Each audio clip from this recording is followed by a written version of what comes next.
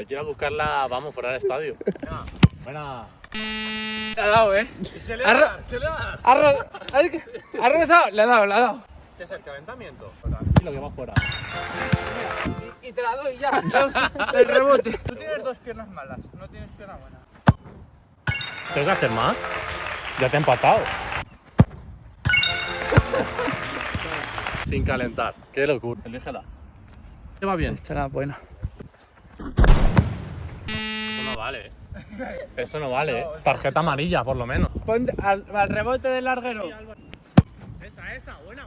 Tengo que calcular un poco mejor. No hay problema, no hay problema. Otra, esa, buena.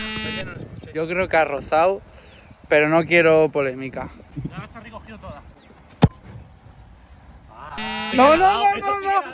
Eso sí que le ha dado. No. ¿Cómo que? Por favor, bar, yo quiero bar, Se ha escuchado, No va conmigo. No, si es que tengo a todo el mundo en contra. No pasa Es nada. que cuando está más lejos se le complica, ¿sabes? Está todo aquí. Tranquilo, Álvaro. El marcador sigue igual, Estás como tenso. Te relaja, hombre. Esa es buena. ¿He escuchado? Habla mucho. Ahí sí. Injusto. Esto ya no es para cualquiera. Foca a la distancia. Isma ya sabemos que no... Dale, que lleva.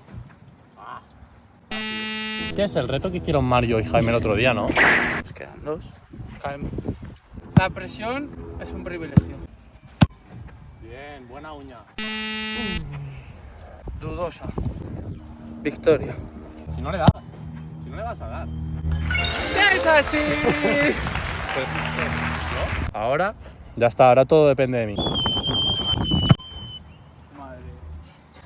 Nada que decir, me quedan dos. Mira, por favor.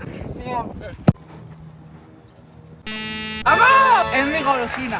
Mi caramelo. Muy fácil, mi caramelo. Yo pido el bar otra vez.